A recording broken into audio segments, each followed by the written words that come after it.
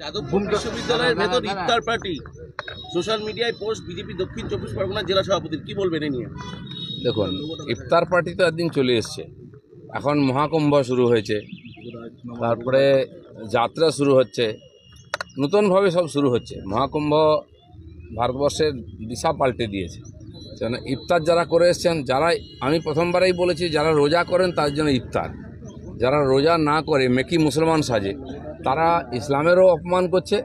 আর কিছু ইসলামে কিছু নেতা আছেন, চামচাগিরি করেন এই নেতাদের, তারা ডেকে নিয়ে গিয়ে ইফতারকে অপবিত্র করছেন। সেজন্য যারা ইফতার করছেন, রোজা করছেন, তারা ইফতার অবশ্যই করবেন, তাদের অধিকার আছে, আমরা তাদেরকে শুভেচ্ছা জানাই।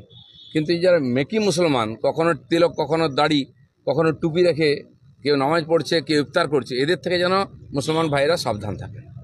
তাহলে কি বলবেন, এটা কি যাদবপুর বিশ্ববিদ্যালয় নাকি মাদ্রাসা?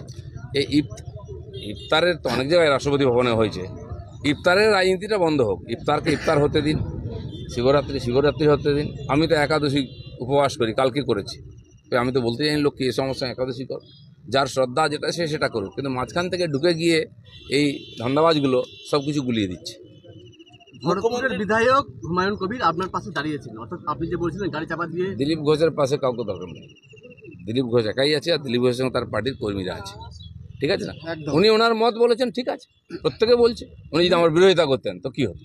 আর হুমায়ুন কবিরের সঙ্গে আমার বন্ধুত্ব ছিল তখন, এখনও আছে। আমাকে গালাগালি দিয়ে আর প্রশংসা করুক, তার জন্য কিছু যায় আসে না। আপনাকে কোন ঠাসা করা হচ্ছে বলে বলছিলেন তিনি। দিলীপ ঘোষকে কে কোন ঠাসা করবে? দিলীপ ঘোষ আছে, কারো দয়ায় নেতা হয়নি, কারো দয়ায় টিকে নেই। দিলীপ ঘোষ সাধারণ মানুষের সঙ্গে আছে, তারা আমার সঙ্গে। সকালবেলা দেখুন 50 জন আমার সঙ্গে মাঠে হাঁটছে, তো কি আমি কি দিয়েছি ওদেরকে? আমি এসেছি আজকে আমার কর্মীরা আনন্দের সঙ্গে, যারা কোনোদিন উঠে না, 6টার সময় এসে রাস্তায় দাঁড়িয়েছে, আর এইভাবে লড়াই করে আমরা পার্টি দাঁড় করিয়েছি। মুখ্যমন্ত্রীর লন্ডন সফর নিয়ে কি বলবেন? ভালো কথা, এত চাপ এখানে এসে আরজিগড় থেকে এই অবধি মনের চাপে, বাইরে গেলে একটু মনটা ফুরফুরে হয়। ঘুরে আসুন, শরীর ভালো থাকবে।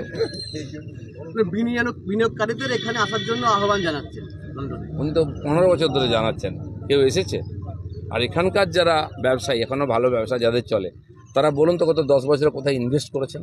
তারা সব বাইরে ইনভেস্ট করছেন। বুঝতে পেরেছেন এখানে ব্যবসার কোনো ভবিষ্যৎ নাই, পশ্চিমবঙ্গের কোনো ভবিষ্যৎ নেই, বাংলাদেশ হওয়ার মতো যাচ্ছে।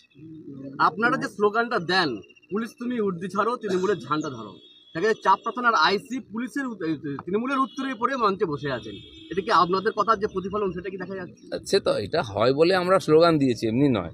এখন কে কত তাঁবিদারি করতে পারবে, কে কত চামচাগিরি করতে পারবে, চটি চাটতে পারবে, তার প্রতিযোগিতা চলছে। আমি ভাই, কাল পাল্টে গেলে কোথায় যাবে? তোমাকে তো চাকরি করতে হবে, বউ বাচ্চা আছে, নিজের ভবিষ্যৎ আছে, নিজের ভবিষ্যৎ নষ্ট করো না এই চোরদের সঙ্গে থেকে।